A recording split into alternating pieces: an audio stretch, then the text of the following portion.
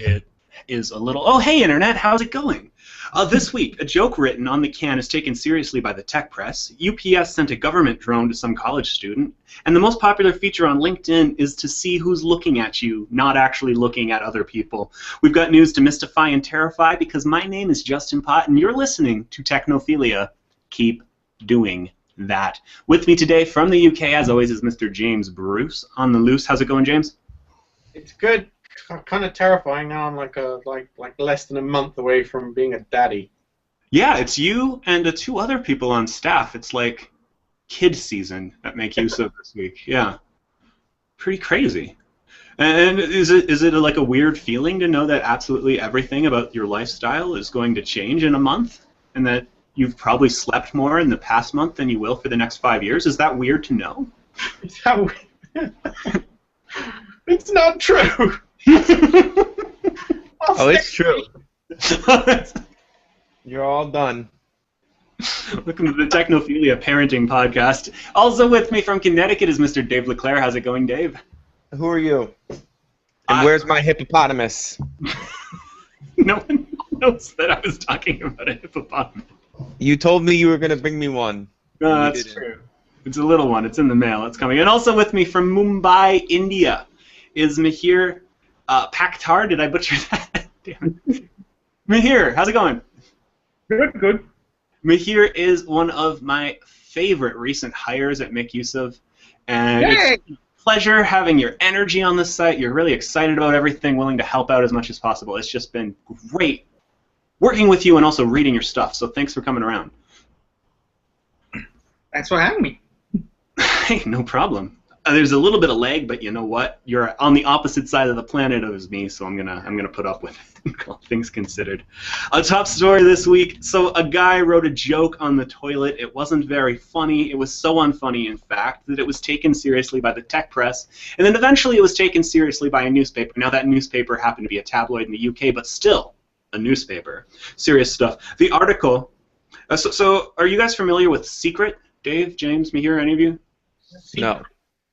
Okay, so for those who don't know, Secret's a sort of a social network thing, except it's completely anonymous and people just put stuff there.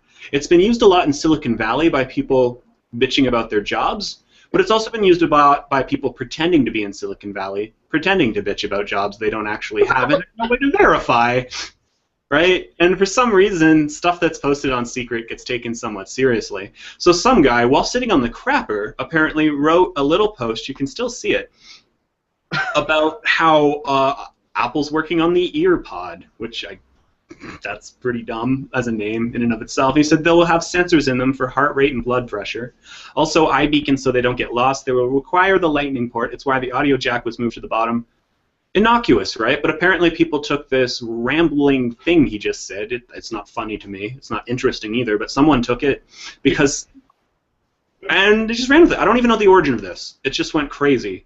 But, so, if James, if you did this in your spare time, you'd be like, awesome, I tricked everyone. This guy doesn't feel the same way. You can read the blog post on Tumblr he put, just apologizing for it. He said sorry so many times it made me think he's Canadian. I don't know if he is, but he might be. Why is he sorry then? Because he fooled everyone and he didn't mean to. It was just supposed to be a joke and he feels bad. But isn't a joke meant to fool people? Not why you make a joke like that. It sounds to me like he needs to man up and stop being a baby. You made a joke and it worked. Be happy with it. Well, he thought it would be... Covered a secret talent. What's up?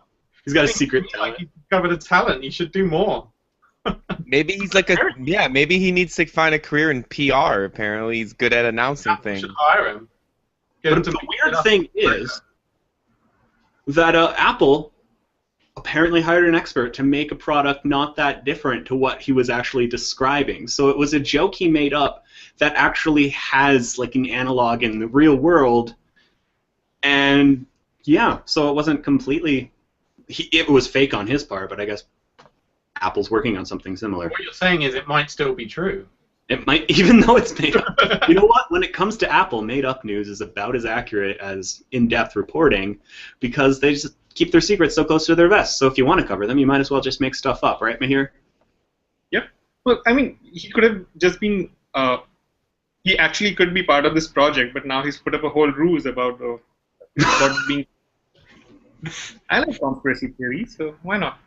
So maybe the lie Yeah. is that this is a lie. Well, Maybe. the lie. So they made up this. Why did people not just read this and think this is stupid? They're probably going to put this kind of technology in a watch instead. Because, I mean, we do know they're working on a watch, right? We know that people say they're working on a watch. I have no idea if they're working on a watch. It's obvious they are working on a watch, and they're going to put some kind of heart rate sensor. I don't care, but Yeah.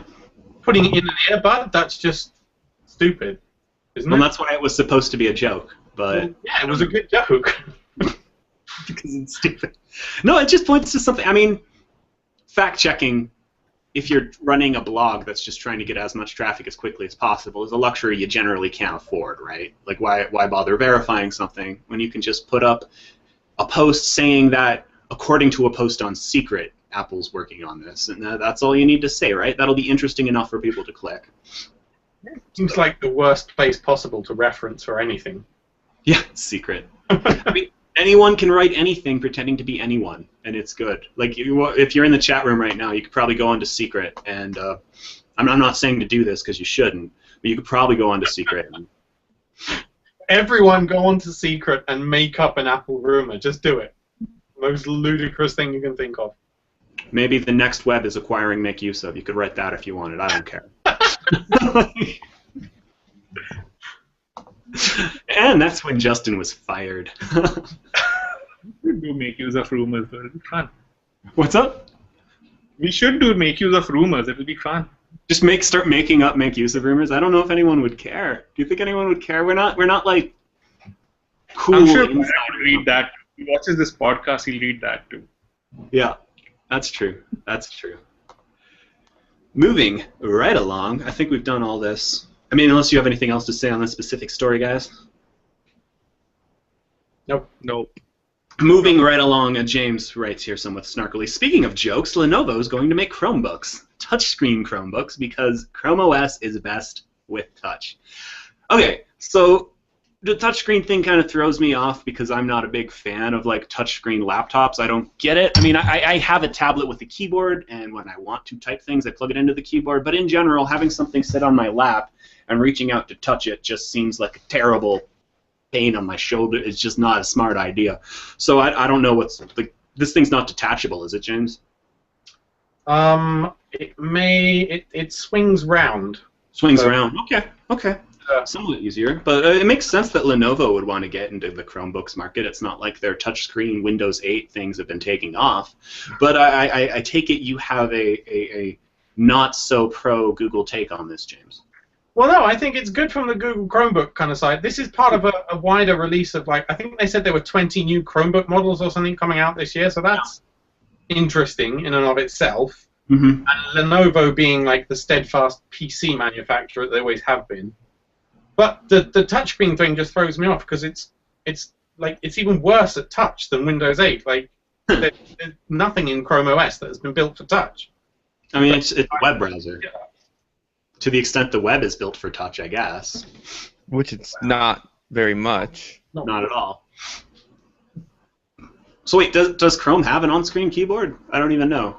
Or is it just not even for that? It's just if you want to reach out and touch to scroll, you can make your screen smudgy, optionally. I'm not sure. I don't know that much about Chromebooks, but Yeah. it does just seem kind of odd. And one of the things that Chrome has done recently is put in games into Chrome Web Store, right? They have Angry Birds, they have Cut the Rope. I guess you can use that with this, but apart from that, I don't see much use of it. Angry Birds has been in there for years. It's not exactly the most popular version of the game, though. I mean, Does that actually work on the Chromebook, though? Because last time I tested games from the Chrome store, they didn't work on the Chromebook. Oh, Which was annoying. They were just like embedded Flash or something, and these were the most popular things on the Chrome store. It was like, why are you showing me games I can't even run, you stupid OS? wait, Chrome OS can't play Flash games? That doesn't make any sense to me. Doesn't it have Flash support? Well, no, but I remember playing Fancy Pants Adventure or whatever that game is called on Chrome OS. It's not Fancy Pants Adventure. It is now. You should play Fancy Pants Adventure. Yeah. Okay. So, I don't know. Yeah, it makes sense that OEMs would want some alternative to Microsoft at this point, because Microsoft has made quite clear that we're not best friends anymore. I'm going to compete with you as much as possible. I'm going to make my own hardware, and screw you guys, because that's where the money is, apparently. So it would make sense that Lenovo would be looking to someone else to turn to. And let's face it, Ubuntu's not taking off anytime soon. Sorry, that's just the reality. I think if you're Lenovo and you're looking to make devices without Microsoft, this is your best bet. Yeah. In related news, AMD just announced they would be making new processors which run both x86, like Windows stuff, and what's it called? What's the other processor? ARM, an ARM-based stuff, which is I think what Chromebooks run off, and things like the Raspberry Pi. Chromebooks are kind of split. I think some are Intel. Yeah. But yeah. The really cheap ones are going to be ARM, I think, just because. Because then you can make them smaller. Intel's working. Interesting in terms of like dual booting, maybe Chrome and Windows. What would the point be? Once you're in Windows, you can load Chrome, and yeah. Why would you have to boot Chrome OS? Like one for on the go and one for when it's docked or whatever. Huh. Mahir, do you own a Chromebook? Have you used a Chromebook? Yeah, I've used one. I don't want one. Did you use one for an extended period, or just like trying it out? No one wants. About 3 weeks. Yes, 3 weeks. Sorry. And why wouldn't you want one? Well, honestly, because India doesn't have the kind of connectivity that you would need for a Chromebook. Like, you can't get 3G everywhere, you can't get Wi-Fi everywhere, so it doesn't really make sense, because Chromebook works only if you have internet access. Without that, it's quite useless. That's not true. They've introduced a ton of offline options. Like, you can use Google Docs. How exciting! We can look at Google Docs in my calendar. What a fantastic, futuristic wonder world we live in, where that is possible without an internet. A basic file management as well. I mean, you can shove a USB stick in there and play whatever's on it. Yep. But overall, you have to admit, most of the applications a Chromebook is useful for aren't useful without an internet connection. Well, I think ability to play pirated movies from a USB stick aside. Yeah. Well, the other thing is that I can see a lot of professionals not wanting to use a Chromebook because they don't get Microsoft Office. Like, I gave it to my brother to try for a while. Yeah. But he just didn't like it because it didn't have Microsoft Office. He needs Microsoft Office. It's that simple. No, it makes sense. I'm fully over Microsoft Office because I write for the web and I've learned markup, right? And it's pretty easy as a tech writer to just think that way, but most people are still very much in the Microsoft Office world, and that's nothing you can get around. No, I think it's something people who write for the internet maybe overlook because we got rid of Office for the most part years ago, and we're past that, right? Maybe Excel sometimes, but Word is useless to me, personally, unless I'm printing something. Yeah. Even if you're printing something, why do you need Word? Pardon me? Even if you're printing something, why do you need Word? Oh, that's a good point. That's a good point. What do you use? I use Google Docs. Google Docs, yeah, that's a good point.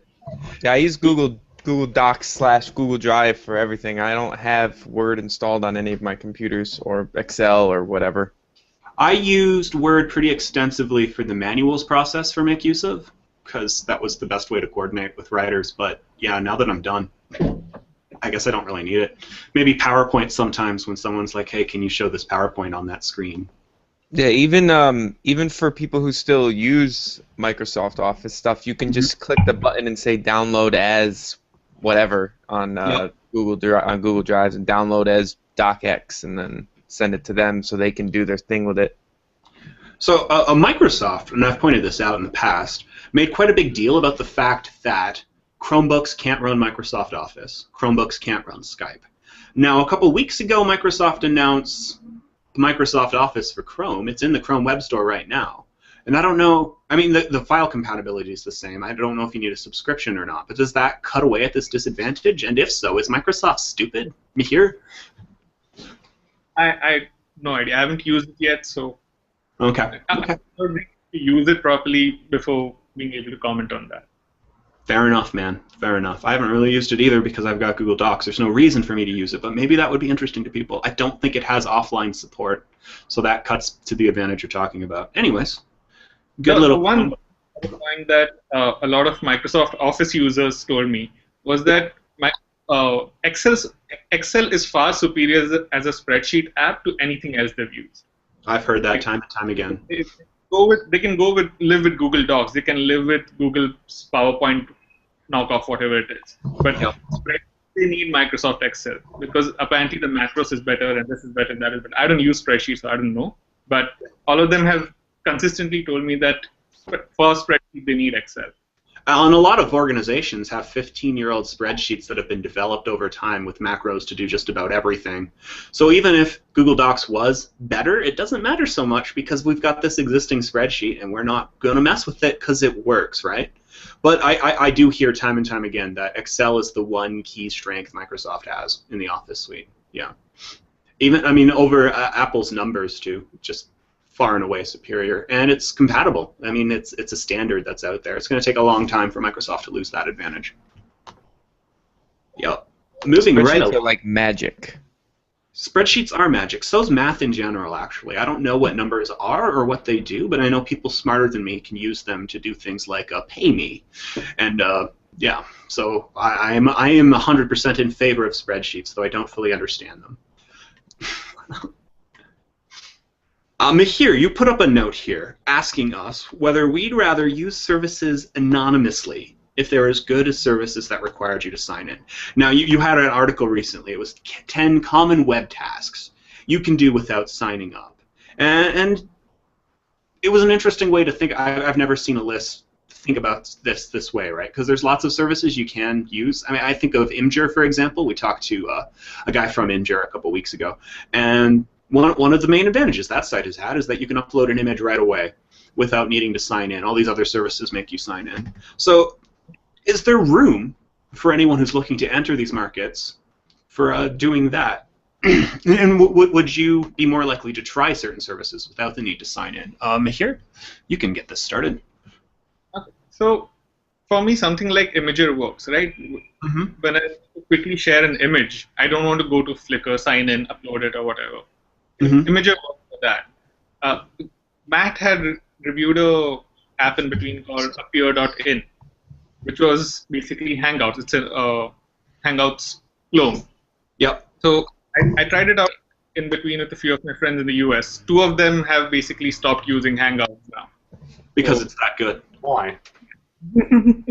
So anyway, I don't know why, but I think it's more of an anti-Google Plus thing or something. I didn't really get into that, but both of them were pretty happy with how Appear.in worked after that. So we have one more call scheduled sometime this month, hopefully. So I start Google Hangout meetings with some frequency. And it doesn't matter how much you prepare in advance. There's always going to be some person who says, I don't see the link, or I can't get in. Hell, before this show, I asked James for the link to join the Hangout twice, right? Because the invitation's supposed to go out, and it was there for me, and then it disappears. I mean, I could see the advantage of a service like this being there's just a link, it's created, and you give it to everyone, and then they can join. No accounts. I mean, the other thing is we all make use of addresses on staff here, right? But most of us don't ever sign into them. We set up the email to forward to some other account a long time ago, and we respond from there. So I'll be invited using that address, and then I'll be like, well, I didn't get the invite because I'm sitting around on my other. So, like, user accounts can complicate things, like meetings specifically. So I could see that being better. Is this, which service are you talking about? Appear.in? Yeah, Appear.in. That's amazing. Who's funding this? I mean, video chat's not cheap. I think it lets 8 people talk at the same time, so that's not bad at all. Maybe it's the NSA. Just like, oh, try our cool new startup. Get into everything. You can video chat for free while we watch. That's all the NSA would need to do is design a pretty like user interface like this with like an abstract wallpaper behind everything like you see here, and just like talk right now. Yeah. I'm not saying Appear.in is an NSA front, but if it is, good job, guys. If it is, it's a good one. Yeah. The problem for anonymous services for me is that you wouldn't be able to delete something once you've posted it. Like, if you have a user account and you log in, you can go to my account, see what you posted and been like, oh shit, posting that was a mistake, I'm going to delete it. But with an anonymous one, once you've uploaded it, your controller's gone. It's there. It's never going to get taken down. Not necessarily true. It's like when James orders a Pizza Hut and then he tweets about it. What if he decides, you know what, I don't want to tweet about that Pizza Hut? How's he going to get rid of that Pizza Hut? He's not. Made a stupid picture of your friend, and, you know, kids will do this, teenagers will do this. They'll put it up on Imager, and then, like, later you really regret it. Like, it was a naked photo of them, maybe. Yeah. And then you're getting in all kind of shit, and instead of just being able to delete it, you can't. Now, Imgur, they give you a delete URL, don't they? Like, you can just click that URL and then it will delete it. That's a damn good example, but okay. that's my point, right? Yeah, but how do you of course, get most people aren't going to be like, I should carefully save this URL in case I want to delete this in the future, right? They're not going to provide that, obviously. I mean, Imager is obviously a good service, but yeah. I just uploaded a picture to Imager. Where is this URL? Let's see. And what if you forget Save the it URL? to You can't account. find Oh, there you go. Deletion link. Yep. There and you then go. See? there's a link. Like if David closed the tab without checking that. Yeah. I did close the tab without checking it though, but I went to Control H and then brought the tab up. But yeah, if it had been like a week or something and I had, you know, cleared my history file, then I would have been beat. Can I blow your mind, Mr. Control H? What's that? Control Shift T. Yeah, but it was like 6 tabs ago though. Oh, okay. Yeah. Wait, you were 6 tabs ago in the Yeah, I last. was opening links from the show notes, and then Oh, okay. Okay. this was a picture I shared with James. It was a private You have moment to we understand. had. I picture you as playing, like Dota or something until we get and then participating. So. No, usually I just listen quietly, and I take in the sultry sounds of James's voice while creating pictures of dogs peeing on video game controllers in Photoshop. Yeah, it's interesting how we managed to find the Brit with the least, like, how do I describe it? I don't know, your accent is somehow not endearing. You make the British accent more aggressive than charming, I guess is what I'm trying to say. That's because he's so angry. That's because what? He's angry. He's angry all the time. He just can't help it. It's just the rage is just burning through him, and the fire inside of his soul. Like, this week, Google is announcing they are sending free ice cream to everyone who has an account, and James would be like, "That ice cream's gonna melt in the mail. This is terrible. I hate everyone." You're like, unless of course they said that everybody gets a free Oculus Rift, then James would be like, "Oh my God, VR for everybody." We used to say he was a Mac fanboy. And then we had a Mac expert on the show, and he asked 2 Oculus Rift questions. So it's pretty clear where your allegiances lie, and it's Facebook, clearly. You love Facebook. He loves ZeniMax. That's the company that he's a fan of, right, James?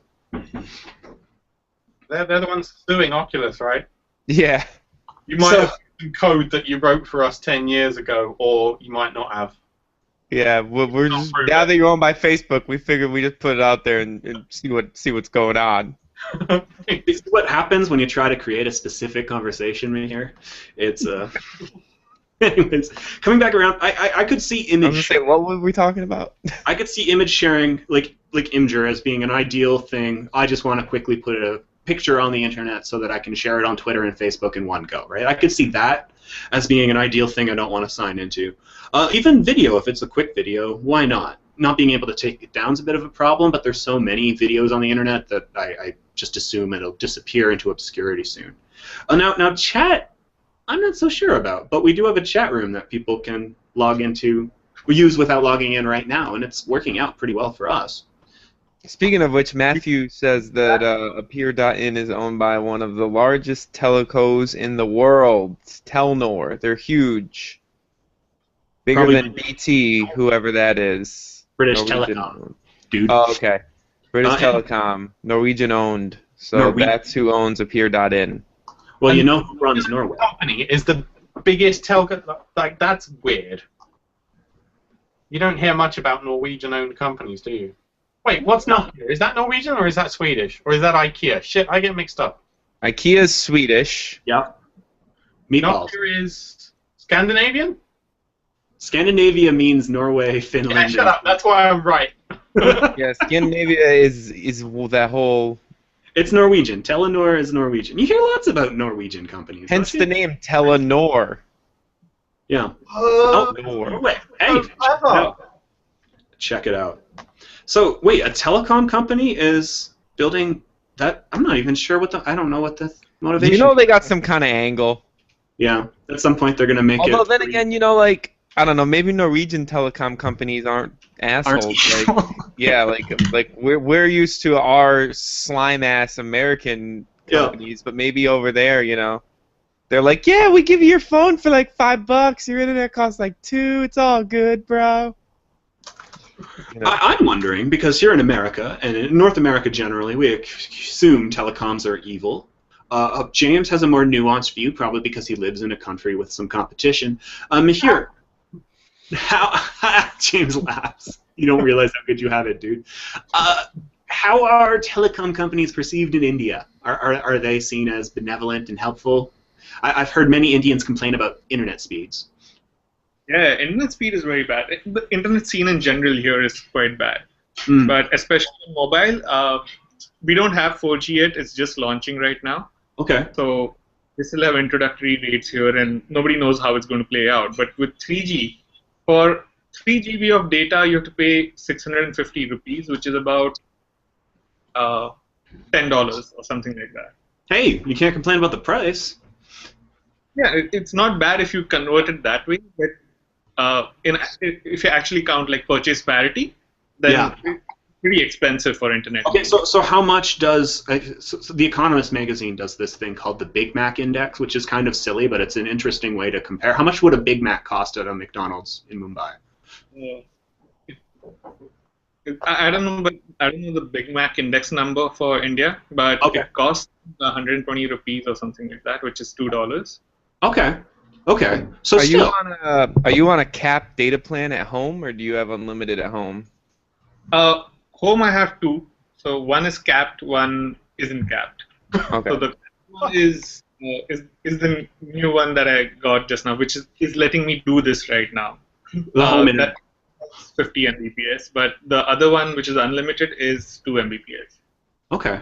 But still, you said in terms of purchase, you can go as much as you want. Fast, you can only go a little bit, but at least you have as much as you want. Like I know, because Koshi's always complaining about that he doesn't want to play, Dota or watch Twitch or whatever because his internet gets owned. So I couldn't imagine that. That must be. And I pay a lot for internet, but because I work on the internet, it's worth it for me. I can't imagine regular paying that much. I mean, it's your job, right? Yeah. That was going to be my next question, was how do you work from home on the internet with limited internet? But obviously you answered that by saying you don't have limited internet. So for these connections, which is one is 50 Mbps, the other is 2 Mbps, both put together, I pay $100 a month, which is very high compared to US or anywhere else. Wow. I pay 90 something a month for my internet, which is it's quasi unlimited. It's 50 gigs. So I mean, you're not that far off of what I pay. But in terms of the average salary in India, in Mumbai, I'm assuming that's just crazy. Yeah, that's great. Yeah, true. I mean, you're lucky in that you're working for the same salary, more or less, as everyone here, right? Because you have this remote job. But I'm thinking your dollars go a little further than what ours do, at least me and Boulder, probably. So you're fortunate in that way, but not everyone is. So the internet being that expensive is a pretty big problem to the economy there, I'd say, if I had to guess. Yeah. Because there's so much opportunity. I don't know, here in America at this point in time, it's almost impossible to get a job even like as a janitor if you don't have an internet connection, because companies don't list these things in newspapers anymore. How are you going to find out about it? Go there and ask? I guess so, yeah, but it's a pretty big disadvantage overall. There's still, well, at least around me, there's still newspaper job listings in the classifieds. Yeah. Okay. I don't know if anybody uses them. I don't know if anybody even reads the newspaper anymore, but they're there. When I've looked at a newspaper a few months ago, it was in there. So I guess what I'm wondering here is if it's similar in that, like, you kind of need the internet to take advantage of most economic opportunities at this point, but it's pretty hard for some people to get. Did you ask me that? James didn't like the question, apparently, so now he's just showing us his garden. He left. He's screw you guys. Bye, James. So going back to the broadband thing, I'm not sure about the exact number, but the last time I checked, the figure was something like 120 million Indians have broadband connectivity. And broadband, they define it here as 512 kbps and up. So, Wow. I think they changed that recently to 1 Mbps, but yeah, that's broadband.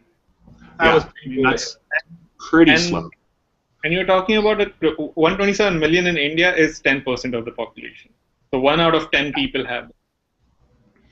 1 out of 10 people have, but I'm assuming the mobile numbers are a little higher. I mean, and for a lot of people, they'll get a smartphone before they get a computer, and that's a pretty different market to think about. It's kind of mind-blowing to think about if you've grown up with a computer. Yeah. So the mobile web is going to be a lot of people's first exposure to the web in general, and they're probably having a hard time watching this show right now. Yeah. Moving right along, here's an interesting case out of California. There was some cops found some stolen property in the back of a trunk. And usually you'd put this in an evidence locker and it would maybe be sold by the cops at an auction years later, but instead they put up pictures on Facebook, Twitter, and Pinterest. And they reconnected it with the owner, and they've been doing this consistently. It's a Redwood City, California. And yeah, they just put the pictures up online, and then someone verifies that it's theirs, usually by identifying some engraving on the back. But this story was pretty cool because it was a piece of jewelry stolen from her parents in 1983. So we're talking 30 years ago.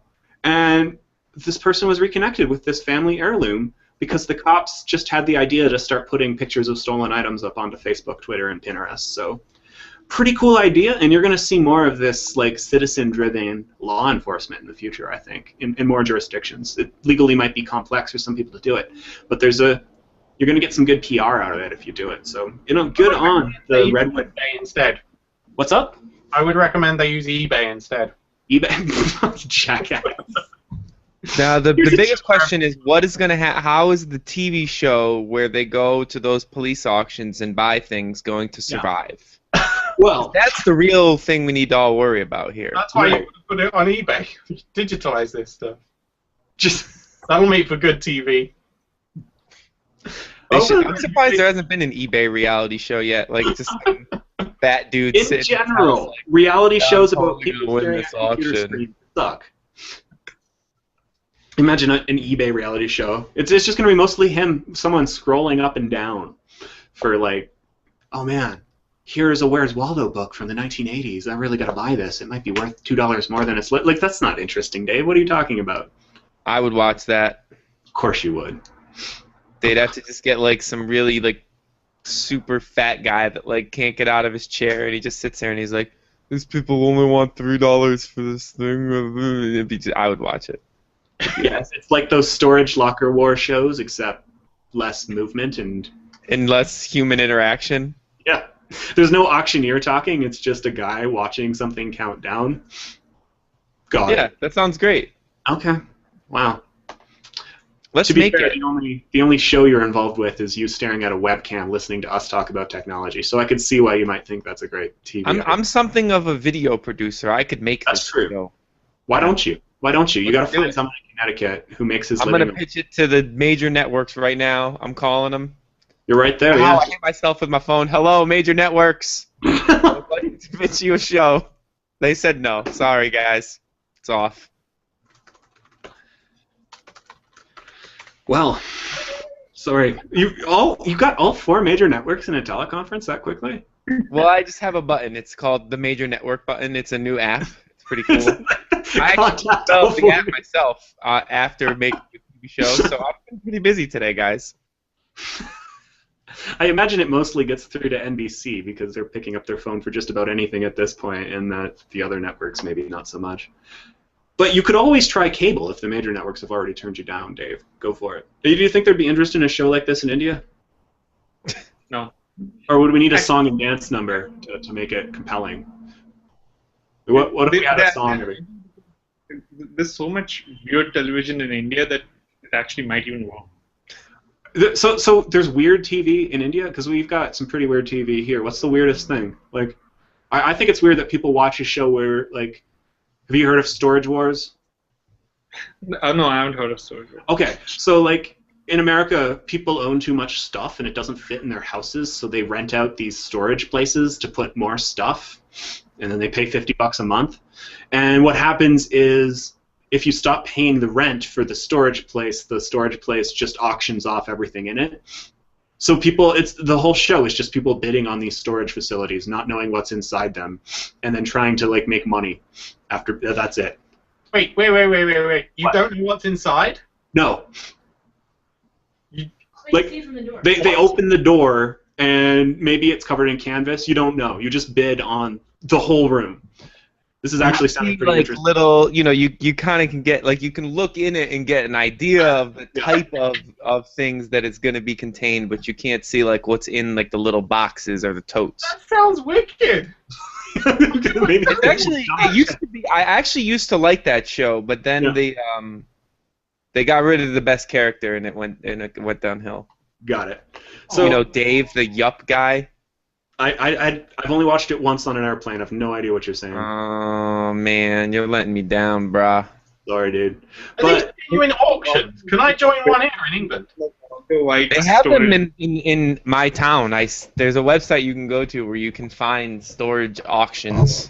I mean, I it have seems like a pretty North American thing, though. Like, I'm just going to keep buying crap till it doesn't fit in my home, and then I'm going to rent a place to put the crap Well, in. in the case of people on that show, it's more like I'm going to buy crap and then try to sell it at a profit. Well, no. I'm talking about the people who fill these storage things. But anyways, what were you trying to say, Mahir? Sorry? What were you trying to say? I feel like we were talking over you just recently. Yeah, no, that's okay. I was just saying that wouldn't it be cool if you, like, came across Walter White's storage room or something like that? Like, imagine paying $1,000 for that, or $2,000. Right? Yeah. In one episode, the guy $2,000. finds like $1 million worth of paintings. Really? That happened in but- Germany, didn't it? No, it happened here in the Oh. United States where the show is filmed. But he took it and got it appraised, and it was like they said like $250,000. Then he came back like in the next episode and was like, actually, I got it reappraised by someone else. They said it's worth like $1 million. But then the dude that left the show said that it's all they plant stuff in there to make the show interesting, which seems pretty obvious that they would do that. So, you know, reality TV. There's nothing real about reality TV. Anyways, good aside. What's the weirdest show in India, Mihir? I honestly don't know. I don't watch Indian TV anymore. So Okay. You don't watch Indian TV. What do you watch? I actually watch American TV, so Oh, okay. Okay. and British. Really, you don't watch any Indian TV at all? No. What about Indian news? Sorry? What about, like, Indian news? Oh yeah, I watch Indian news. Okay. So that counts as TV. You just don't watch entertainment. Do you watch that show? Have you ever seen that show where that I don't know what it's called, but that "How Can She Slap" thing came from? Do you remember that? I didn't watch that show, but I saw that clip, and then I watched the show, and it is as ridiculous as that clip makes it out to be. Wait, what is this? Just you don't Google know? "How Can She Slap." Yeah. Wow. That's all. If you just Google that, you will find the answers you seek. I promise. You may not like the answers you find, but you will find them. So Kashi in the chat room says, I watch TV from everywhere in the world, so I don't know what airs in India and what doesn't. And I suspect all around the world that's becoming more true. There's less of a media in my country idea and more of a, I just watch whatever from all over. And that's kind of Google's long-term strategy with some of their content production. They want stuff that appeals to the whole planet, not... I mean, right now the media kind of makes shows thinking that if they do well in America, that's the whole game, and they don't think about the rest of the world because the rest of the world just buys that crap anyways. So we're going to see that shift, I think, more and more. Like, one of the biggest shows here right now is one of the biggest shows here is MasterChef Australia. MasterChef Australia? Yeah, it's huge in India. The Australian one specifically? Yeah. Weird. Okay. Does India... So I'm from Canada, and we have a law that says if you own a TV station, you have to have so many hours of content made in Canada. That's like the law. Otherwise, you don't get to have a TV station anymore. And it's even true for like cable stations. So it's not FX, it's FX Canada, and they've got a few shows that they make there. Is there something like that in India, or is it just anything goes? I don't know. You don't know? Okay. Moving right along, because I think we're like 3 stories in, and it's 45 minutes. Good job, Mihir. You're really world-class distractor. Apparently, you can fit 185 terabytes on a cassette tape. Sony has done this, which brings up the question, why? James, why? So, look, tapes are actually, like, do you remember tapes, Dave? I know you're a bit of a whippersnapper there, but you remember videotapes and things? Yeah, I use those things to watch and listen to music. Yeah, apparently they're still used in storage and archiving and backup and stuff quite a lot. Okay. Stuff that you don't need to access regularly, right? Because the main disadvantage I was working in a company that was shutting down about 10 years ago, and I liberated some technology from them. Yeah. And that included like a tape drive that could store a gigabyte on one tape. My mind was like blown back then. But Sony just came up with 185 terabytes on one tape, which, to put in context, is 20 gig per square inch of tape, which Holy is crap. insane. Like, Holy crap. 20 gigabytes is the entire contents of Wikipedia. Someone tell me quickly. How many gigabytes? Yeah. 4. 4. Okay, that's 4 Wikipedias. 5. 5 I made that number up. That's not accurate though. It's probably actually accurate, given that it's all text files, right? But What comes after a terabyte? petabyte. A what? So, Petabyte, I believe. Petabyte. Wikipedia has an article called Size of Wikipedia. Of course it does. Excluding images, what's just the text? That's what I'm looking for, size. I'll say because the images and is there video stored on Wikipedia or just images? There's images. Technically, the images are stored on Wikimedia. So when we talk about Wikipedia, we're talking about just text. Yeah, just the entire contents of knowledge that mankind has ever thought to come up with. We'll fit that on what? This article, surprisingly, is mostly focused on pages. Oh, like the number of pages? If you were to print it out, kind of a thing, and it pretty Imagine huge. that. Yeah. But I'm gonna keep looking into this. So there's got to be a way to find out how big Wikipedia is. But I mean, okay, so a terabyte. I have a terabyte drive. found it. 8 gigabytes. What is it? 8 gigabytes. I wasn't that far off when I said 4. Yep. So two. That would fit in half an inch squared of tape, like the entire Wikipedia. Wikipedia, Wow. half an inch squared of tape. I mean, that's insane. Wow. And yet the crazy thing is, I think if you were to record Twitter, like just everything posted to Twitter for like a year, you could probably fill this sucker up. So that's kind of the nuts thing about all What that. scared me about this was, like, if you imagine the NSA buying this, I mean, they will record absolutely everything you have ever done, said, blogged about, posted to Instagram, like everything. They could do that for every person on Earth and still have room for Wikipedia. For a couple. Like, I mean, you know, the thing is, as we have more storage capability, we find more shit to do to fill it. Because when I bought a terabyte hard drive, I thought I'd never fill this thing up in my entire life, and it's almost full now. You know, like it's just. And I remember when I first got a flash drive, and it was, I think, 250 megabytes. It was like, holy crap. Like hundreds of floppy drives. What are you even going to do with that? That's so much space as to be useless. You're never going to use half of that. download 4K movies. Yeah. I don't know. Yeah. My 64 gig SD card is almost full. Yeah. Yeah, season 1 of Community in 4K is going to take up this whole sucker just like that. So there you go. Still, pretty crazy. And I didn't realize tapes are actually more dense than like hard drives. It's pretty crazy. But I could see why we don't use them, because they're pretty friggin' slow if you need to like access a lot of information regularly, because you have to like move the tape forward and backward physically, moving parts. But pretty cool. Backups, perfect. Mm-hmm.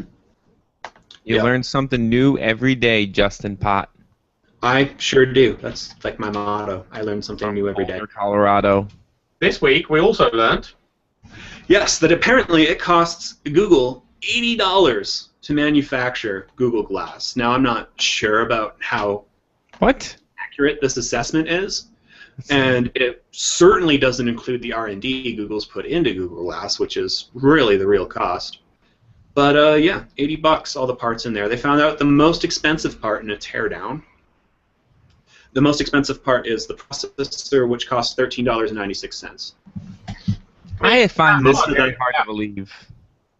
What's up? Break something apart and you figure out what it's made of, and then you look up the manufacturing cost for those bits, right? Yeah. I mean, and then you add labor, how long it takes to physically put it together. But it doesn't include the. But it does say to me that if Google does what they do with Android, right, and they open it up to the OEM market, it's not going to be that hard for anyone who wants to make a Google Glass to do it once the research has been done. So I don't know what Google's plan is, to make it themselves or to have other people do it, but it seems not that incredibly expensive a piece of technology. Tells me they've got an even better retail markup than Apple does. Well, because they're only selling a couple hundred of them, though. A couple of hundred at that much markup. That's good. This is to allow Google to identify the biggest weirdos on the internet. They're like, we have a list now of the people who are weird enough to spend $1,500 on a Google Glass, and now we own those people because we have their names and information. It occurs to me that we should have Matthew Hughes on the show sometime just to talk about Google Glass, because most people I know are like, I guess it's a cool idea. I'm not that excited about it. He's like, holy shit, this is going to change everything. Buy it immediately. It'll change your life, right? It's like James with the Rift. Yeah. I don't care about Google Glass. I think it looks terrible, and I think I'd get a headache, and sometimes I like to be offline, and this really blurs that line. They're very similar. Would you like Google Glass, bandwidth issues aside? I don't know. I haven't used it. That's what I was trying to ask. Have any of you used it, actually? I've not.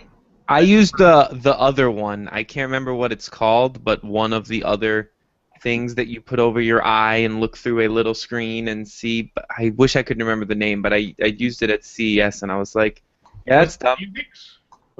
Yeah, Vuzix. That's it. Views, something like that. Vuzix. So what did that focus on? It was basically just like looking at a smartphone screen like this. Okay. And it was like, oh, look, I can see a YouTube video in my eyeball, or I can see a text message. The wallpaper kind of a thing?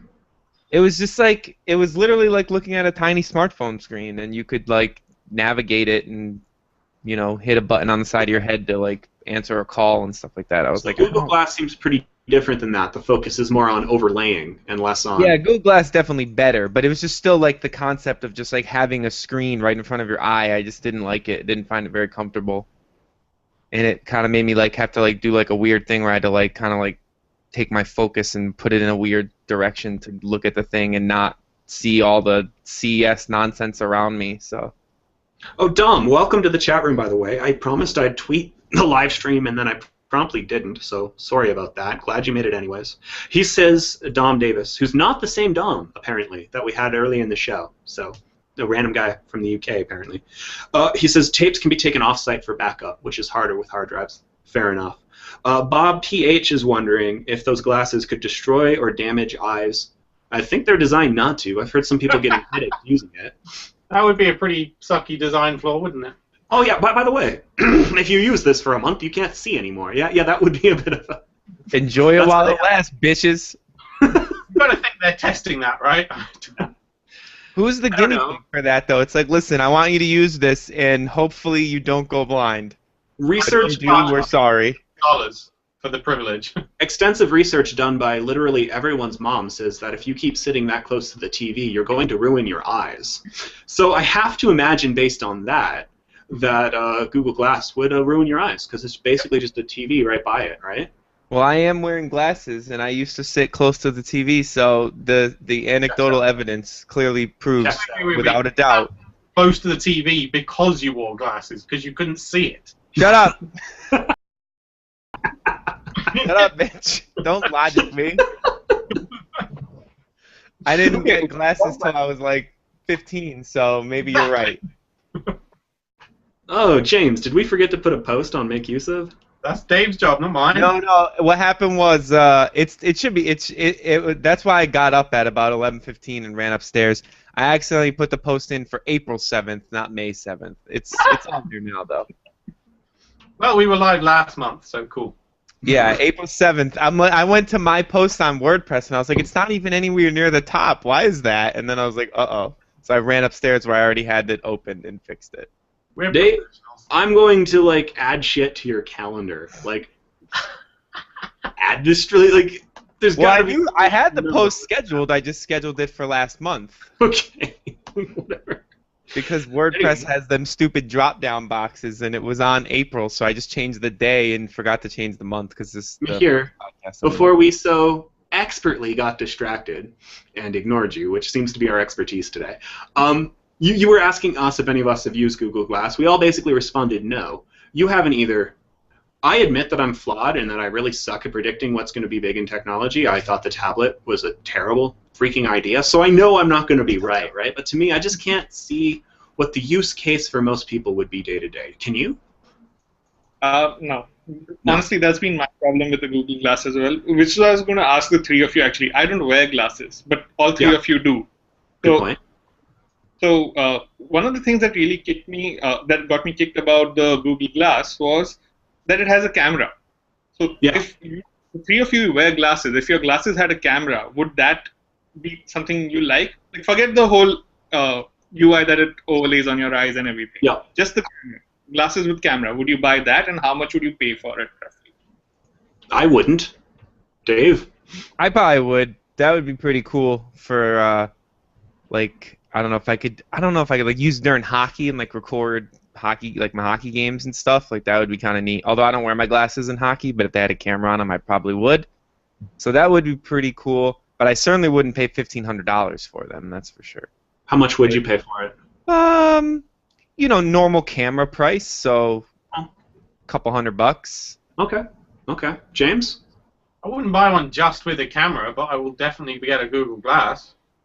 You'd get a Google Glass? Yeah, but it reminds me of the remember I reviewed something called the Autographer, which hung on your neck or clicked on your pocket or something, and it also took pictures, like whenever it thought there was something interesting, whenever you moved or it saw some different colors and stuff. Yeah. Kind of like that. But yeah, I thought that was absolutely bloody pointless, so no, I wouldn't get it with just a camera. See, I wouldn't want that. I would want the ability to take my own pictures with just like a button. You know, like anytime I see something that I want, like you know, whatever, or set it to record video, you know, I wouldn't want it to do it automatically though. I don't want it to take pictures of my screen while I'm looking at your stupid face making this podcast. Yeah, that would be really interesting, right? Hey guys, look, here you could watch this podcast, or you could watch what I see while we make the podcast. Doesn't that sound freaking awesome? Well, that was the thing, right? During even the original Google Glass demo video, right? They had this man who was just walking around and video chatting with these people. And you know, he's seeing these people's faces in front of him. And what are the people on the other side of this video chat seeing? His eyeball. No, they're seeing just the crap in front of them.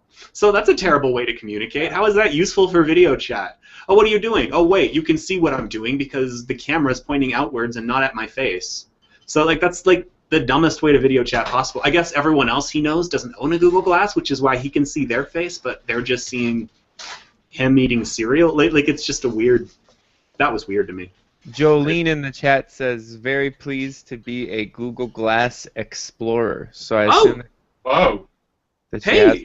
Whoa, we got an actual Google Glass user. Whoa. Yeah.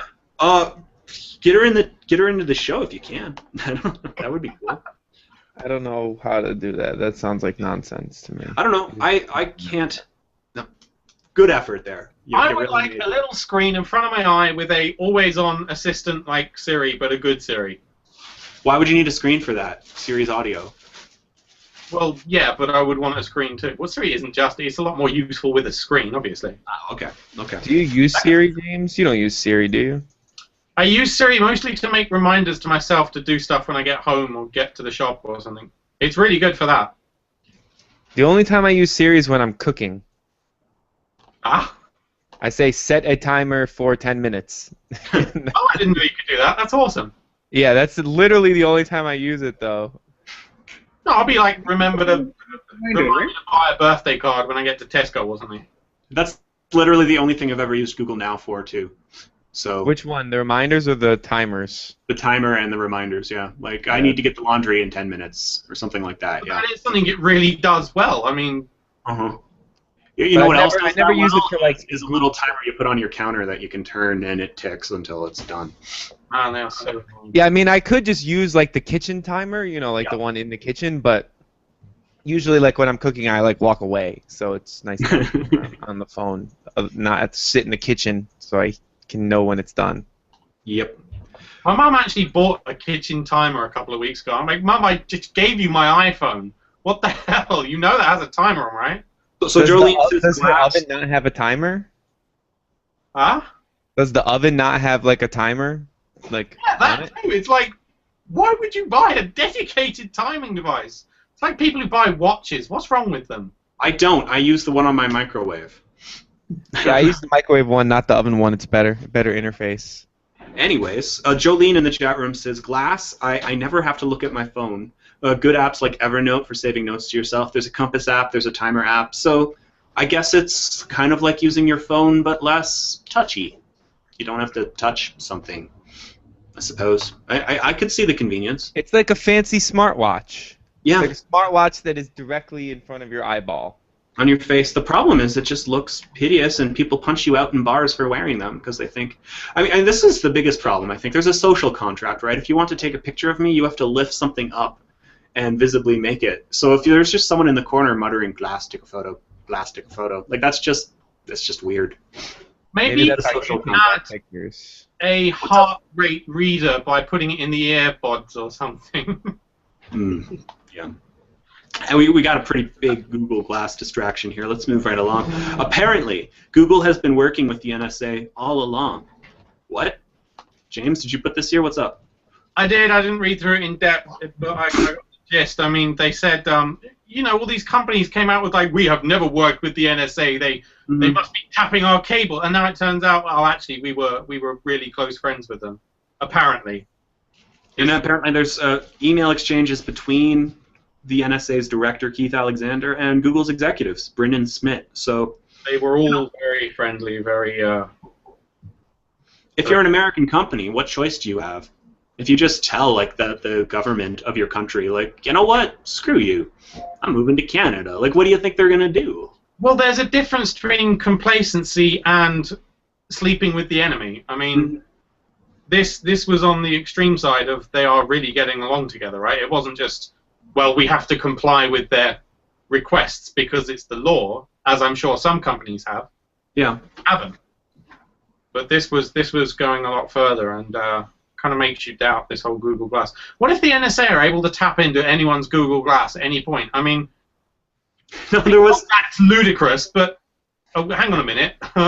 There was this moment, right? I was at Boulder Open Coffee Club not so long ago, and someone who's wearing Google Glass said, like, no, a lot of people think this is like an NSA spying device that they can tap into it and see what I'm seeing at any point, and then that's just ridiculous. And I just said, like, to be fair, do you know that they aren't? And it seems like a paranoid question, but we've learned over the past year that maybe we're not all paranoid enough, because what would have seemed ridiculous a year ago is now common knowledge. So, yeah, I don't know. I mean, here, how do you avoid the NSA spying? Open source Google Glass, please. Open source Google Glass, yeah, because that's not connected to the internet and therefore is completely invulnerable. You can write your own software to it, obviously. Yep. All open source software is completely and 100% secure, and there's no way the NSA would be able to get in ever. Harpley! You're racist against open source software. I knew it. You make me sick, Pot. Open source software is not a race. You're softwareist. Got him. Your people have persecuted open source people for thousands of years. Right. You want your sources all closed. Ever since you colonized open sourceistan, things have just gone to crap here. Yeah. Yeah, I'm racist. Okay. Got him. I win. David. I mean, the NSA spies using webcams, Kashi points out. We don't know. We don't know. But I do know if you put duct tape over your camera, that's fine then. Except the NSA found a way to work around that, apparently. Because they're working with the duct tape companies to make the duct tape somewhat transparent. Just transparent enough so that you can look through. I mean, there's no level of paranoia that seems to go too high now. I'm writing an article at the moment about how to view someone's webcam without actually turning on the little LED that says it's on. You're writing that article right now? Yeah, tutorial, yeah. Oh, great. Oh, great. It's not just the NSA. Do that to my webcam sometimes, because sometimes I get lonely and I would like to have somebody watching me. Just for fun. Yeah, sure. So we made fun of the Kickstarter that made like a little piece of plastic you could put over top of your camera there. A $10 piece of plastic that would just like clip on, I guess, but maybe it's not such a dumb idea. But maybe you don't need to pay $10 for it. Hey, speaking of Kickstarter, did you see that the new Shaq Fu game was successfully funded? Oh my goodness, really? It just barely made its goal on the last day. So I assume Shaq just said, like, I'll just put in the rest or whatever. Proving to the internet that there's nothing that can't be crowdfunded if it's gimmicky and stupid enough. Oh my goodness. There you go. Speaking of the NSA, they put up an encrypted tweet this week. It just looked like gibberish to most people, but if you translated it, it said, want to know what it takes to work at the NSA, check back each Monday as we explore careers essential to protecting your nation. Now, the only reason I even bring this up is Kashi didn't read the article that we linked to, apparently, and spent about an hour, I think, breaking it. And I just this morning responded to him like, you know the article we linked to had the code decrypted, right? And he said, oh, really? So, good on you for taking the effort, though. That was awesome. So thanks, man. Next time, read the article. Yeah, to be fair, no one who hosts the show reads the articles, so I don't expect you as a fan of the show to read them either. That's fair enough, man. But good work with the extra effort there, buddy. Koshi's the best. Code breakers. They've already got backdoors into like every secret encryption method around. Yeah, it's must be a PR thing. Hey guys, we need code breakers. And you know what? It's the best PR thing they've done in months, so I'm gonna let them have this moment. Good job, NSA. Good stuff. More gibberish tweets, please. Less spying on everyone. Is there? We've been talking crap about the NSA so much, but you have to assume that every major world government is doing this, right? It's just less of a scandal. Oh no, China's violating people's privacy. No one's shocked at that because they don't have a reputation of being good. Otherwise, you're just like, yeah, that makes sense, right? I mean, it's just because America has a positive reputation. But the danger is that the reputation's going away. Does India have an organization like this? I don't even know. I know Canada does. India has an organization, but it's quite toothless that way, so it doesn't really help. It's not very good at it? Yeah. Look, India's internet laws are horrible. They're horrible. Like how? Yeah. I'll actually link you to an article. Hold on. If you just look at the whole internet censorship article in Wikipedia, that's more than enough fodder. I have no idea. I think of India as a democracy. I think of it as having a relatively free speech. Well, what kind of things are there restrictions on? So basically, you can be hauled up for anything you tweet, anything you put on Facebook and everything. The police can actually come and arrest you, after which... If I were to write on Twitter right now, I'm going to blow up the Coors Field today, like they'd probably come and arrest me. Is it stuff like that? Suppose you said Obama is an idiot on Twitter. Obama can file a case against you and point that... by the Tea Party 10,000 times is what would happen. Yeah. So you're saying if you like criticize who's in power, you could be hauled in? It's already happened quite a few times. It's already happened quite a few times in India. But, okay, there's an election happening right now, and supposedly people are tweeting negative things about the current government because it's not terribly popular. Are people being arrested for that? Right now, no, because there's an election on. They need their votes. Okay, yeah, you don't want to lock people up during the election. Yeah. But after the election, it's kind of like, okay, free speech is done again. Don't say stuff anymore. Yeah, kind of. How's that election going? It's like a long process there, isn't it? It ends on May 16th, so we have 9 days still. 9 days to vote. So does everyone wait till the last minute like they do here? So the voting happens in phases in India. Because it's such a huge democracy, it happens in phases. Because they need to have the right security, resources, and election commission members have to go to different parts of the country. So like different provinces do it at different times? Yeah. Got it. So it's done already. There are a few still left. Everything comes to an end at May 16, which is when they do the counting. See, that's crazy to me, because if we did it that long here, by the time we got to California, it would basically be decided, right? And Californians would just be like, whatever, I'm not voting. But the results aren't released there until the final day, right? Okay. But exit polls, don't you have CNN and exit polls and all that craziness? Yeah, they do. But the last 2 times the exit polls haven't got it right, so... So no one cares. Got it.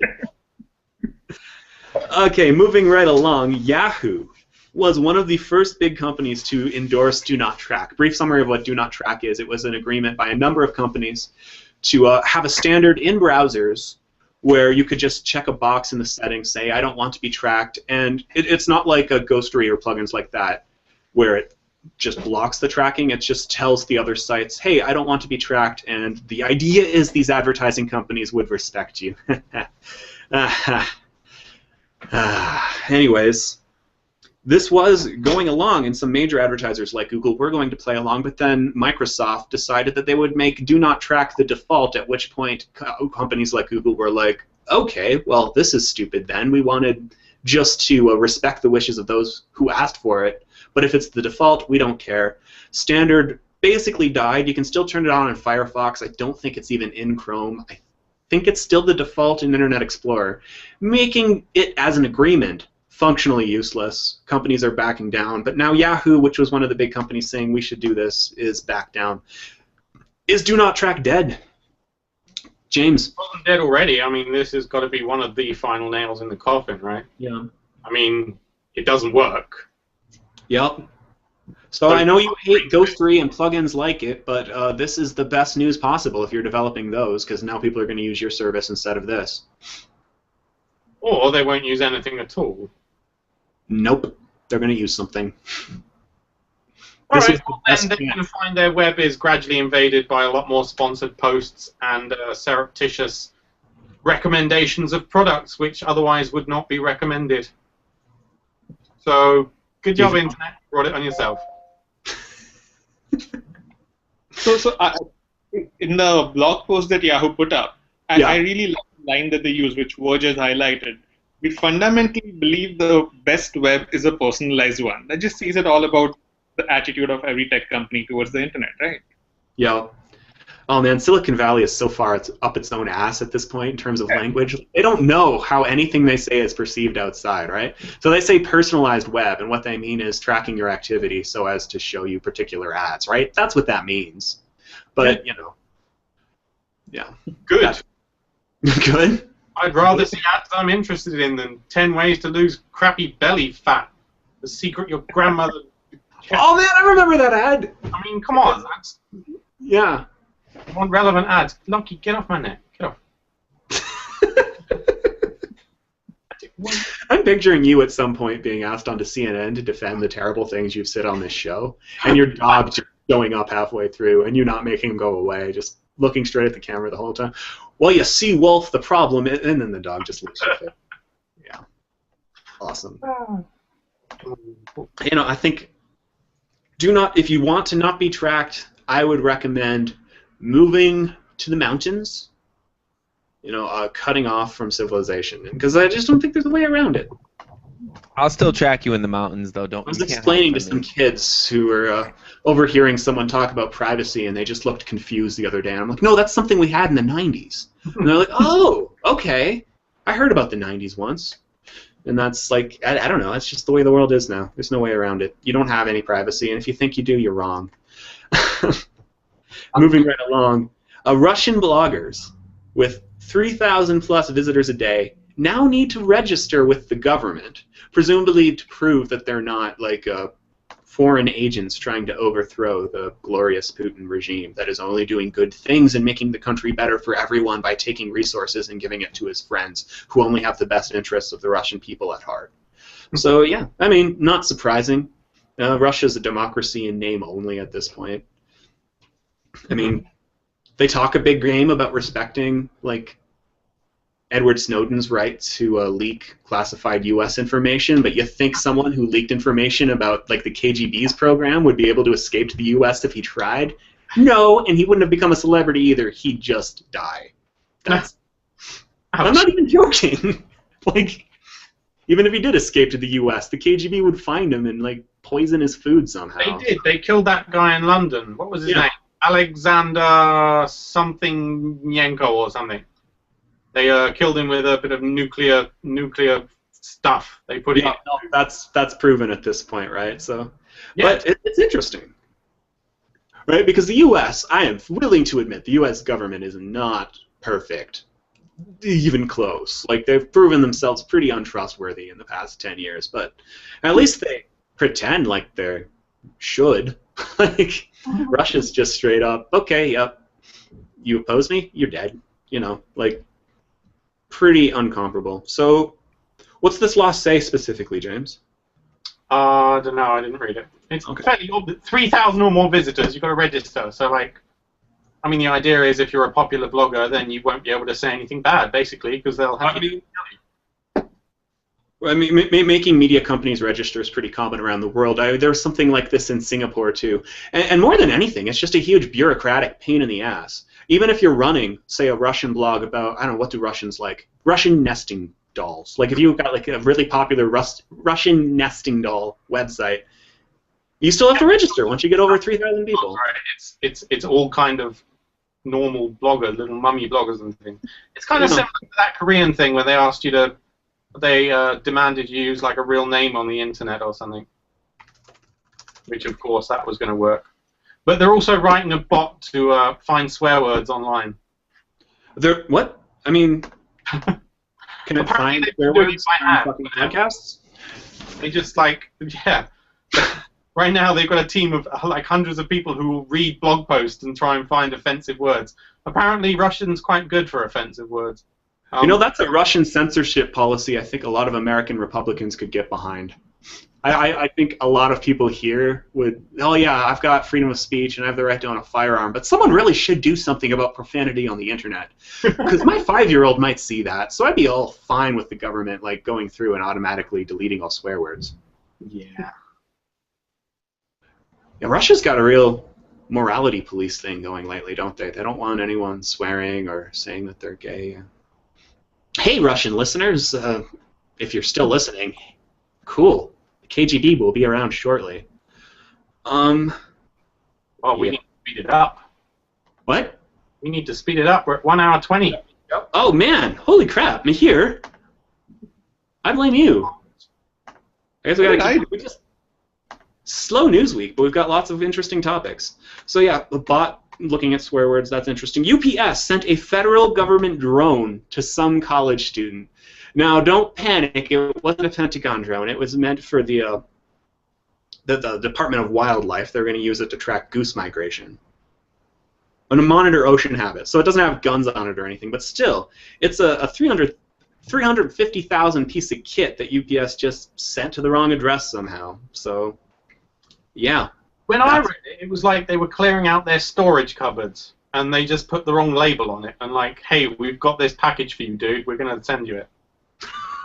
Really? Does he live in a place that Noah used to operate out of? Like, I'm confused as to how this happens. It's a pretty big package to get to the wrong place. So was it Noah's fault?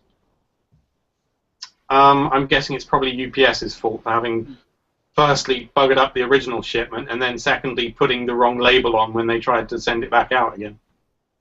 No, there's legal precedent for finders, keepers, losers, weepers, I believe. So I think this is legally his now, so far as my understanding of the law goes. So congratulations. Enjoy your ability to monitor the oceans. Legally his, legally can't fly it. Illegally, yeah. I don't think it's legally his at all, to be completely clear. I think he's got to get it back. But if I were him, I'd take pictures and put it on Reddit too, because sweet, sweet karma. Moving right along. LinkedIn is fantastically useless to me. I don't know about you guys, but I primarily see it as a spam distribution service where people I don't know try to contact me. Now, one thing I do find somewhat to moderately interesting is the "Who's viewed your profile" button, and apparently I'm not alone, because 75% of users at LinkedIn find that useful, and there's not much else that people do find useful. The closest thing is people you may know at 63%, followed by direct messaging at 50%. So most users on LinkedIn don't find most of the functions all that useful.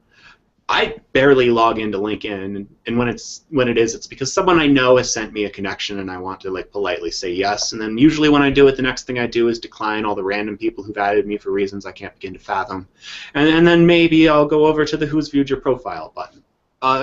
So I would imagine these stats would look different if they polled exclusively dedicated LinkedIn users, because I know a few people who like check their LinkedIn timeline once a day. Definitely not me. But what do you think? "Who's viewed your profile" seems like such an egotistical thing to check regularly, right? Oh man, who's interested in looking at me? Here's a list. Well, if you're looking for a job, I guess it'd be interesting to know like who's looking at your profile. Like if you've been putting applications out on LinkedIn and you want to know. But it doesn't even tell you everyone who viewed it. It's like, here's some of the people who viewed it, or at least it used to. I don't know if it still does, but it used to be like, if you'd like to see some more. People viewed it. If you want to know more, you got to sign up for LinkedIn Pro. Oh, we got you. Haha. That's the reason LinkedIn's one of the most valuable social networks, and that's because, like, for Facebook, you wouldn't bother for such a feature. But if you're looking for a job, you're damn well gonna pay. That's the only thing it's used for, like getting a job, right? Yeah, that's what it's for. And for bragging about your accomplishments, like, guys, I got a raise, I got a promotion. I didn't Look realize at me, that. everyone. I'm now the CEO of It's Poopy Pants Anonymous Incorporated. for random shit like cheese making. Some people do look at the LinkedIn timeline pretty regularly, though, because I got the make use of managing editor job last August, and it was just last month in April that I noticed I hadn't added this to LinkedIn yet. So I just added it real quick, didn't think anything of it, and then people started emailing me, congratulating me about my new job. And I'm like, oh, People you got know. that months ago, forgot to add it to LinkedIn, but thanks. You know, so some people do look at it regularly, apparently. I don't know why, but there you go. I get random people saying, like, I get random things like, so-and-so has endorsed you, like, just every now and then for some reason. And all it means is that, like, when they were on LinkedIn, a little cloud popped up and said, "Does Dave know about editing?" And literally all they have to do is click yes, and then you get that email back. Then it's all like, LinkedIn, you are editor, hooray. 20 people have endorsed me for blogging, hooray. Yeah, I've been endorsed for Windows XP. I mean, that's What? What? I've been endorsed for HTML. I don't know shit about HTML, but I could write href and img. It's pretty stupid. Hey, how do I find out what else I've been endorsed for? See, this Right is on what your LinkedIn's profile, for. you just look This at is what it. it's for. People look at it to see what people think of them. Like, no one's- Somehow only one person has endorsed me for video games, though, which I would think would be my highest skill. No. Does Dave P know about video games? I saw that, actually, and I'm like, you know what? No. The only person who endorsed me for that was Jess, too. It's not even like a real person. It's your girlfriend who endorsed. These bastards endorsing me for Windows. Get lost. Okay. Wait, where are you, James? I'm going to go endorse you for Windows. No, endorse me for bread making or something. I'm going to endorse James. Bread for making? Yeah, I want bread making. Endorse me for Oculus Rift. Make me a consultant. Nice. Are we even friends or whatever they call it on LinkedIn? Connections. Yeah, we're friends. Anyways, if you use LinkedIn regularly, please let us know for what on Facebook and Twitter. Not if you use it to find a job. Everyone uses it for that. If you use it like regularly in your day-to-day life, let us know. At the Technophilia on Twitter or Facebook.com/Technophilia. Mihir. Yeah. I would endorse you for TV knowledge on LinkedIn if I had a chance. And you've written a series of articles for this site about how to find the right TV and setting up a TV. Good job, by the way. Thank you. So buying a TV is a huge pain in the ass, I think. There's a commercial on TV here fairly regularly, like, shopping for a new TV, fun. Buying tires, not fun. I'm not even going to say who it is because they're a terrible company and they deserve to die, and I will never buy anything from them because their ads are so annoying. But like, I hate shopping for a TV. I think it's awful. I don't like that. They're all the same. What do you look for when you shop for a TV? So it depends on what you want, right? It's not a one-size-fits-all solution. Mm-hmm. So a lot of people, I did a random test once where I basically took a few friends and a few colleagues from office, and we went to a TV showroom. So they had a lot of different TVs put up. Mm-hmm. Some were full HD. They had different media playing on everything. So I told them to just identify what is HD and what is full HD. And beyond 8 feet, no one can do it. No, not a single person can do it. But when you're sitting 8 feet, standing or sitting 8 feet away from a television, with say all of these were 32 inches and up. Nothing was below 32 inches. Yeah. But if you're sitting 8 feet away, you can't tell the difference. Yeah. So and I don't even sit. It depends on the size of the TV, right?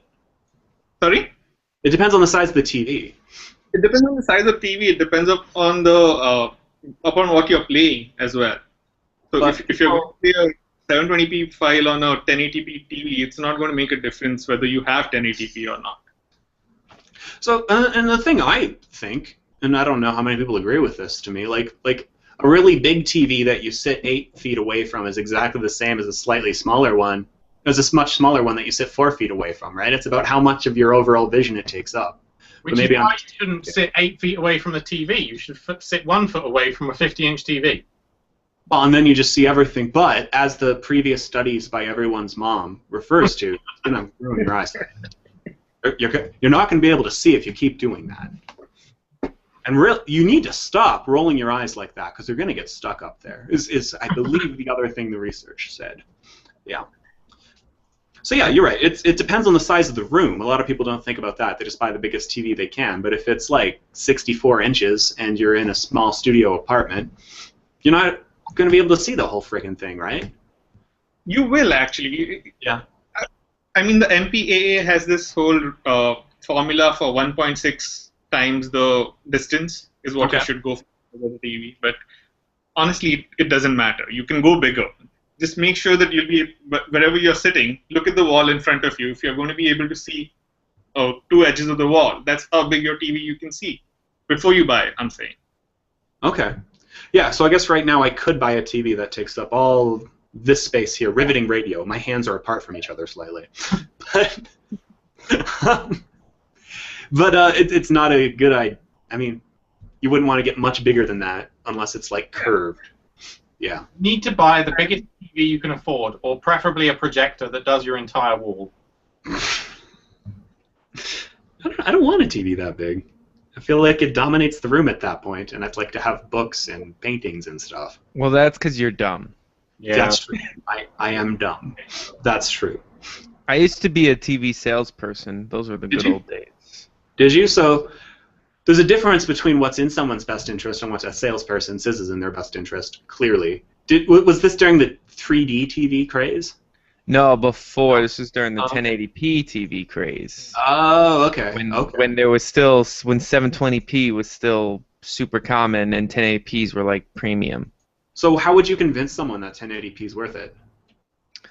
Blu-ray was just coming out, so you pretty much just showed them a Blu-ray, and they'd be like, "Oh shit, pretty nice." And then you'd be like, "Yeah, and this is not a Blu-ray," and they'd be like, "Oh, that still looks nice, but less nice." You talked in your article, Mihir, about smart TVs, and you say basically you don't need this. I completely agree. You're going to have your TV a lot longer than the software, and it's going to be relevant, right? I mean, a TV, hopefully you'd keep 5, well, at least 5, hopefully 10 years, right? Yeah. So, but by the time the 5-year point goes, Samsung's not going to support the shitty software they put on there anymore. They're going to abandon it like they do absolutely everything they do on their own, right? So, waste of time.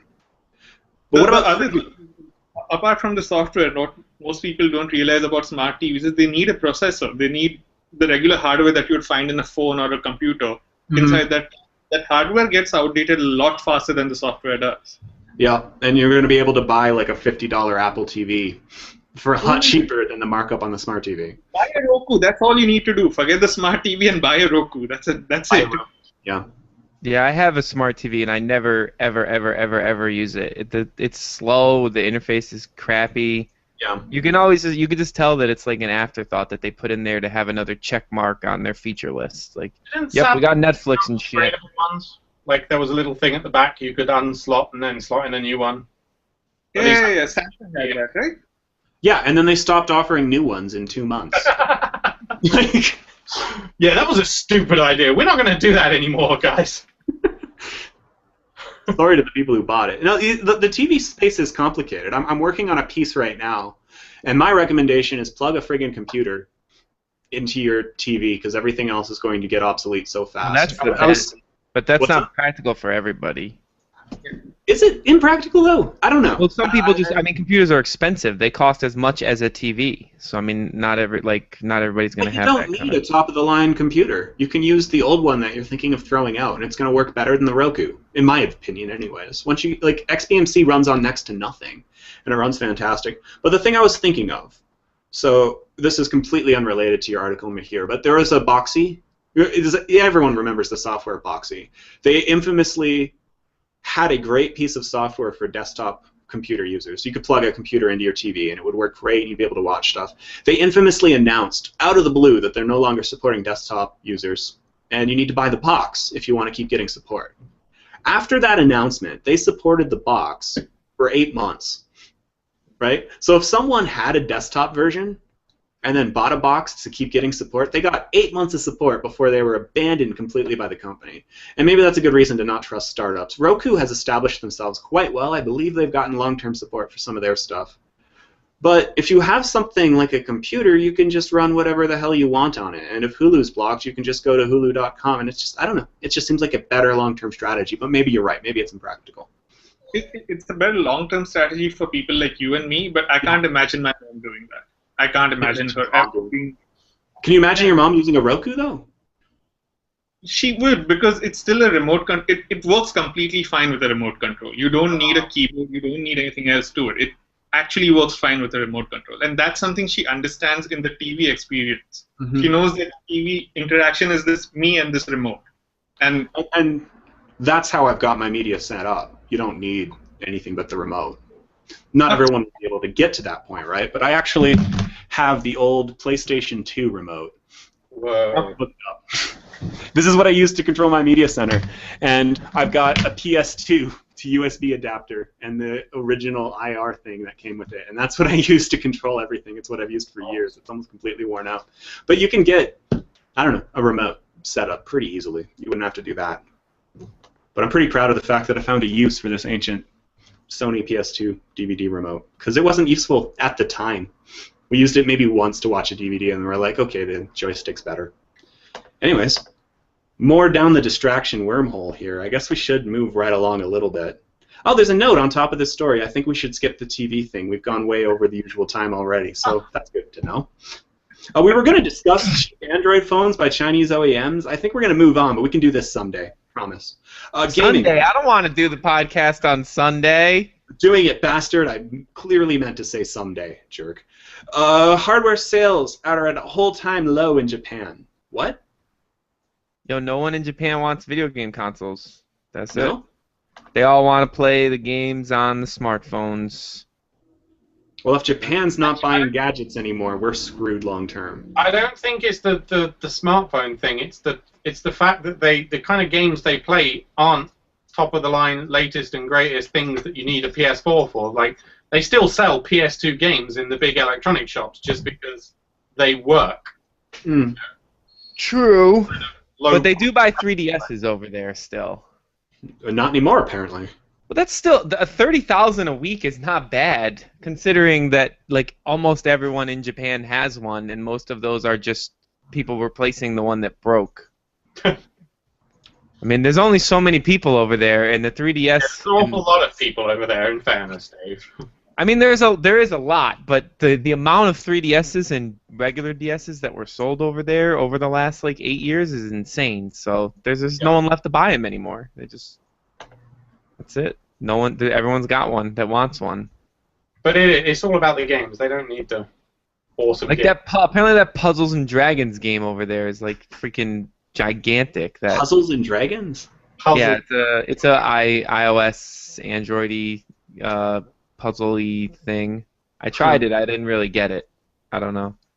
Yeah, that's kind of the same thing with all Japanese games, really. Yeah. It's like a You lived in Japan for a good chunk of your life. I think it 10 years or something like that, James? 7, 8 years. 7, 8 years. And you have stated more than once that you're not a fan of Japanese games. No, they're either like dirty porn games with little girls in them, or they're crappy RPGs, or they're batshit insane, really. Okay. Jackson is over there right now. He's in Japan? Yeah, he's in Tokyo or Kyoto by now. No, he's gone to Hakone. Yesterday he tweeted that he was at Mount Fuji, so he's doing all the touristy Japan things.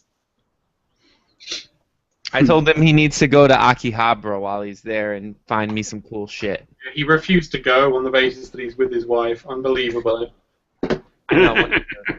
Makes sense to me. Harmonix, the makers of Guitar Hero, the original Guitar Hero, and more recently Rock Band, are turning to Kickstarter to get a game made.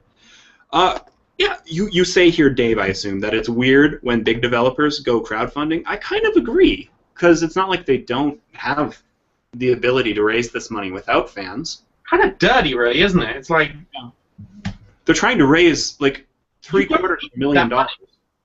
It's almost like they're trying to just do pre-orders long before you would typically take pre-orders for a game. Is almost like what they're shooting for. It's like they're judging demand primarily, aren't they? Like I guess that's part of it too. Are they actually going to sell any? But then why don't they just literally take pre-orders? I guess it's because Kickstarter gives you that push of PR, like, oh, they're doing a Kickstarter, as opposed to they're pre-ordering a game because they don't know if it will be successful. Yeah, I mean, it's doing fairly well, 166,000 after like 2 days. So I mean, it'll probably make the goal. But yeah, I always just find it weird. Like same thing with Shaq. You know, like does Shaq really need Shaq can pay for his game without a problem? No, but if you crowdsource, you know that you're profitable up front for something like that, where you're just remaking. But what always ends up happening is they always end up not getting enough money. They always like every time a big game gets kickstarted, it's like, oh, we ran out of money. We need to do a second round of funding or whatever. I think every time is a little bit of an overstatement. It's every big game then, like with the Double Fine Adventure, like they had to split it into 2 games and get a second round of funding because they didn't have enough money to make it, and they had the biggest Kickstarter funding for any game ever. They exceeded like $4 million dramatically. But then because they got so much money, they became more ambitious in terms of what they wanted to do, and then they became so ambitious. I don't know. It's pretty hard before doing a project to know how much that project's going to cost. Well, for a regular person maybe, but if you are a company that has made multiple video games, you should know. But almost every video game goes over budget. Like movies always go over budget. It's just hard. You say you're going to do. You should be able to look at your last games that you made and say, well, they cost this much, and figure out at least a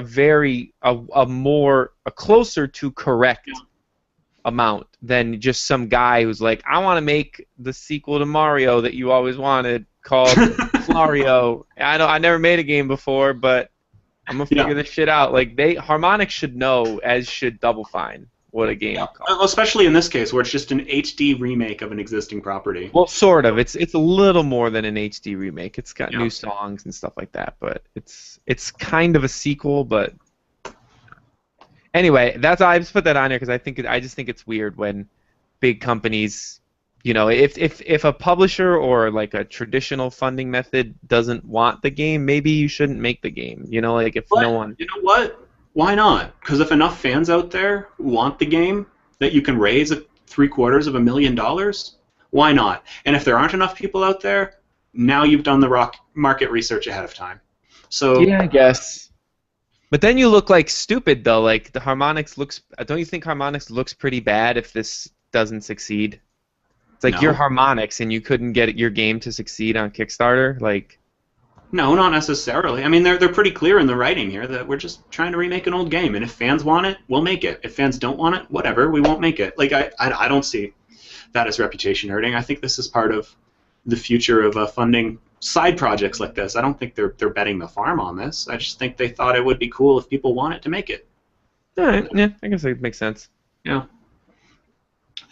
I'm going to do a little bit of listener feedback here, primarily going to point out that if you have friends and you wish they were technophiliacs, and you know, part of the purpose of being a technophiliac is converting other people into becoming technophiliacs. So if you have friends and they want to get into the podcast, you want them to accept the podcast in their heart, but they don't know where to start, you can send them this article. It was written by Dave Parak, who's probably our biggest fan despite being our coworker, and it just explains who we are and what we do, and I thought he did a nice little job with it. The A to Z thing's a little complicated, but, you know, it's cool. Best 10 episodes. Check it out. Thank you to everyone who commented. Something something title. Yeah. Something something title. Was that your favorite episode? It's my That's favorite the one that title. didn't show My up, right? favorite art.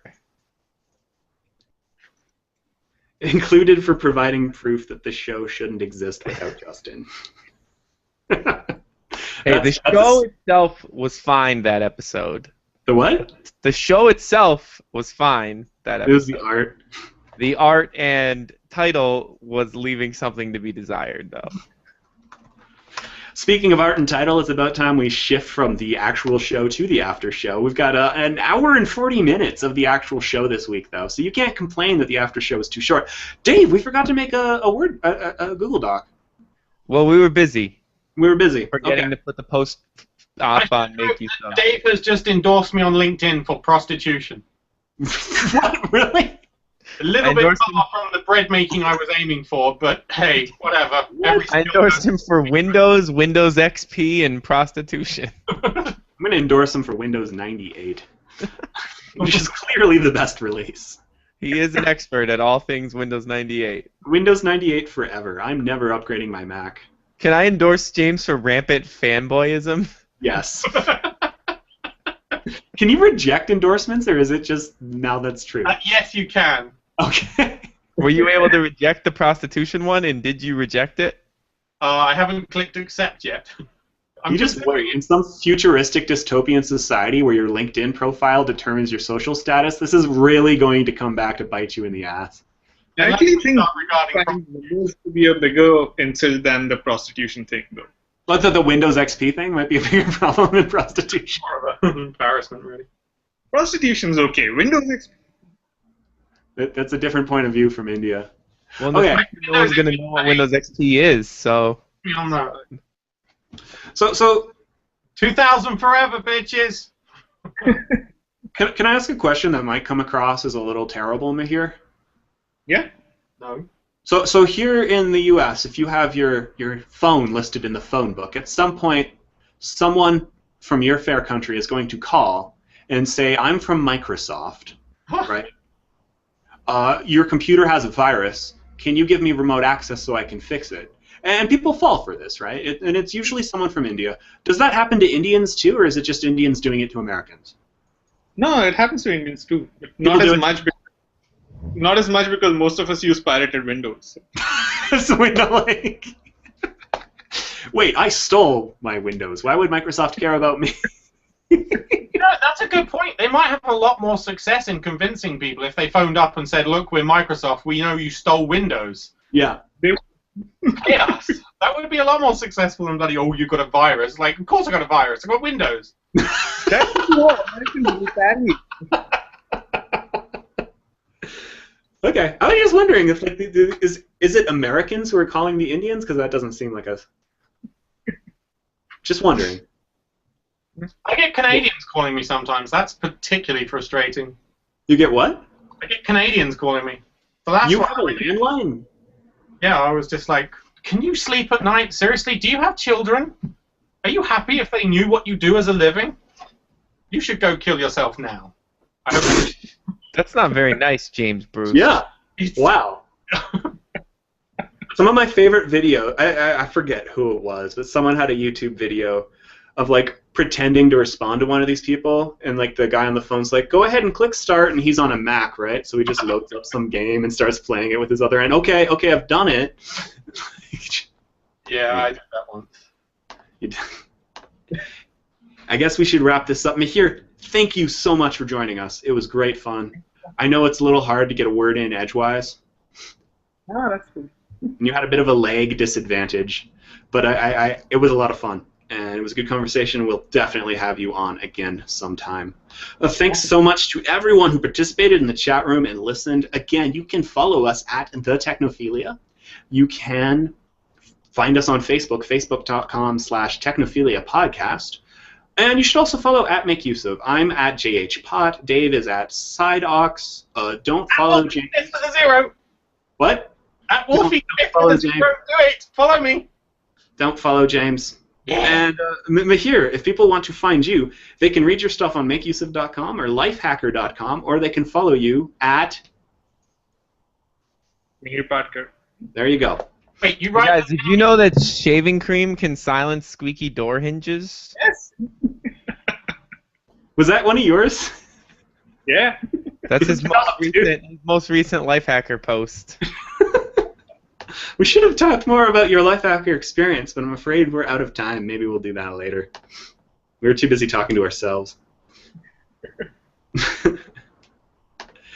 Anyways, we need art for the episode. So chat room, get to work. What do we got? And I need to leave. Dave, you're logged in as MakeUseOf. I... Hopefully. Don't Well, click stop broadcast, though, you dumb butt face. Oh, did I do that last week? I don't know. It died, so something happened. Oh, yeah, that was my... You did kick us off last time. I have no idea how, but it did happen. We were both just, okay, guess the show's Now over. when there's like a button that's like, I absolutely must not press that fucking button, and then you just press it, and it's like, Yeah. oh, god damn it, Is that what you did? do. That was it.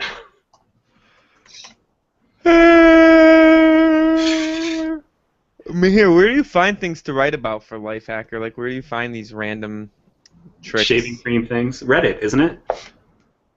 No. Reddit is actually not that much of a source. I have a huge RSS feed, so mostly in that. You I- linked to some hack named Justin Pott last week. Sorry, I didn't get that. You linked to some hack named Justin Pott last week, so I know one of your Yeah. sources is MakeUseOf. But you've just got a good collection of sources in your RSS reader. Is there like an official list that they have, or do you all develop your own?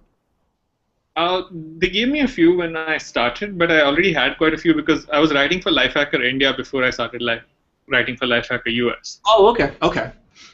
So I already had. Are we on that list? I've always suspected we're on that list. Yeah. We're on that list. Okay. There you go.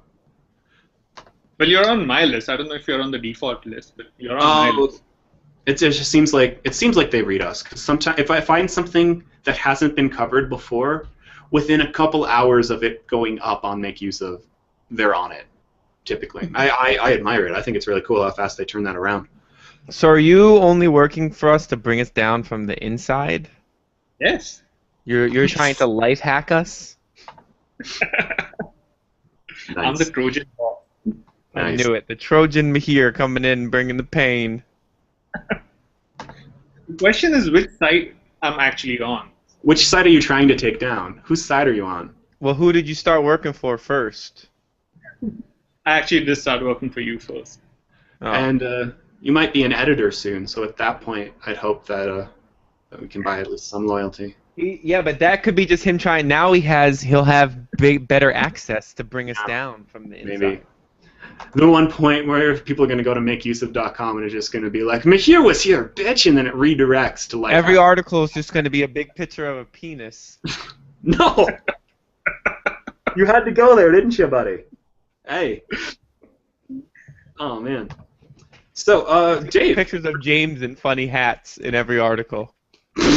You know what? Actually, my page views. So. That might actually help the site. Pictures Yeah, of we'd be the biggest site on the internet within like 10 minutes. Yeah, just like that. Sorry, Facebook. I don't have any art ideas. The chat room isn't really working for me. Is it working for you guys? No. It says there's only 6 people in it right now, which seems really low. Yeah. I guess we were boring this week. Sorry. So, I'm thinking something title 2. Really? I mean, let's review what we learned today. We talked about a joke someone made and it was taken seriously and he felt bad. We talked about Chromebooks. We talked about using services anonymously. We talked about police using Pinterest. We talked about tapes, Google Glass, the NSA, and Russian bloggers. That's most of it. Oh, and LinkedIn. No one uses LinkedIn. So About Technophilia 112, glassier than ever. How about according to a study done by everyone's mom? I like that, actually. Yeah? That's a pretty long title, but it works. It works. According to a study by everyone's mom. I think that's good. That's one of the better lines we've had. I'm gonna search for a good mom picture. I'm terrified. Just don't Google. Just be careful. What you Google. You might get something you don't want. There's got to be a good. So did you see they did the NASCAR race last weekend with the Doge car? There was a YouTube clip of the announcer talking about it, and it was he pronounced it Doge. So does that mean that's not how it's pronounced? I'm pretty sure that's the correct pronunciation. Is Doge. They did the driver did an AMA yesterday on Reddit. Oh really? Mm-hmm. It was I saw a funny GIF of the there was a car like right behind the Doge car, and then the Doge car, like the car behind it, like just spins out suddenly. I don't know why, but yeah, they like Photoshopped the GIF so like the Doge's face on the back of the car like shoots lasers out of its eyes at the car and makes it. What? It's pretty good. It's pretty darn good. Did it win anything? No, it came in like 20th. Okay. Apparently it was running in 4th for a while, so everyone was very excited, but,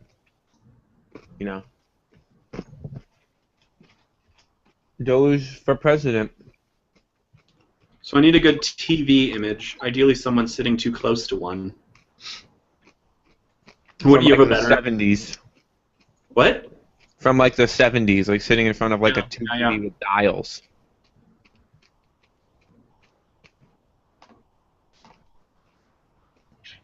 Maybe I'll just find a TV. You could Photoshop in someone sitting in front of it. That sounds like a lot of work. You're lazy. What about, okay, so I've got one here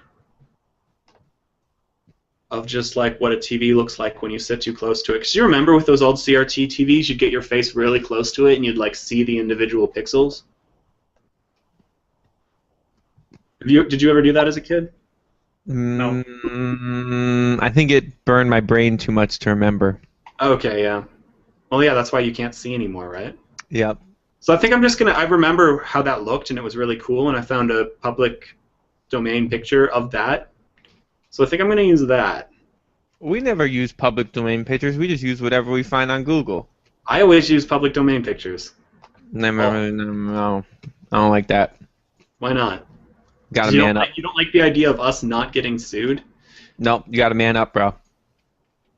Man, sometimes we just get, as a site, emails from photographers who don't realize that they set on Flickr it to be Creative Commons, and they just email us saying, you didn't pay me for this. I'm going to press charges in Singapore now. And then you laugh at them and say, fuck off, bitch! No, because what they do is they report us to Google as being like people who have stolen their content, and then that article is delisted from search results, so I actually can't do that. Oh. So you kindly explained to them that their image was set to Creative Commons, and if they don't like it, they can suck your penis? Again, no. What is it with you today? And yeah. You're too nice to these people. You gotta be meaner. They'll learn their lesson. I should be mean to someone who's threatening to get us delisted from Google, because that's not a thing that's going to hurt the site financially in any way. Just punch them in the face. They'll back down. You don't have a good grasp of how email works, do you? Because that mostly just breaks the computer. Boom! You got him. It's over. Knockout. Koshi won't be here for the next 2 weeks because he has finals. Finals are dumb, Koshi. We might as well just cancel the show then. Just take your Fs. It'll be fine. You don't need college. What? What? That's Dave's life advice. I didn't finish college, and look at me. I have an associate's degree in marketing. Oh, do you? I don't know. I'm never going to use it, but I have it. Nice. So, how much of your day have we wasted in here? Because I know you've got like 20,000 jobs. I'm still doing other stuff on the side, so not a big deal. Oh, you're working right now as you do this show? Yeah. Cool. Multitasking at its finest. Wow, this image I'm trying to download says it'll take 2 hours. Oh, that's good. It didn't. How did... What resolution is that? 3,000 by 2,000, apparently. That's a pretty big image, but it still shouldn't take 2 hours. Nope. Luckily, it ended up not taking that long. Yeah, I really remember. So you never put your face really close to those old CRTs and saw, like, there was this weird rainbow thing that would happen. I don't think I ever noticed it. Huh. I don't think I did lick the TV, though, and it makes cool static. What? You never looked at it, but you licked it? Yeah, like it goes like it makes like all these clicky sounds, like as the static from the TV in your tongue. Oh man, I don't miss CRT TVs at all. They're clearly inferior. They do have a really nice picture quality, though. Do they? Yeah. Colors are vibrant, you know. Why doesn't anyone make them anymore? I do know that, like, if you have an old 8-bit game, it's clearly way better. Well, some of them can only be played on CRTs, like any game with a light gun. Yeah, light gun. The Nintendo light gun doesn't work anymore. Yeah, because it needs that blink. That's what makes it work. And a CRT and a LED or LCD, whatever, can't blink. Makes sense. Hey, Mahir, if you want to take off, you can, buddy. If you do have to work. Yeah, I will actually in 2 minutes. Okay. We're so happy you stopped by, though. This was a lot of fun. I hope we can do it again. Why Yeah. don't we just end the broadcast anyway? We have the art. The chat's not You being... have the art. Here we go. A study done by everyone's, and I got to make the word mom. So, yeah. Thanks for joining us, everyone. Is the chat room dead? All right, I'm going to shut the broadcast off. Okay, goodbye. Thanks, Mahir.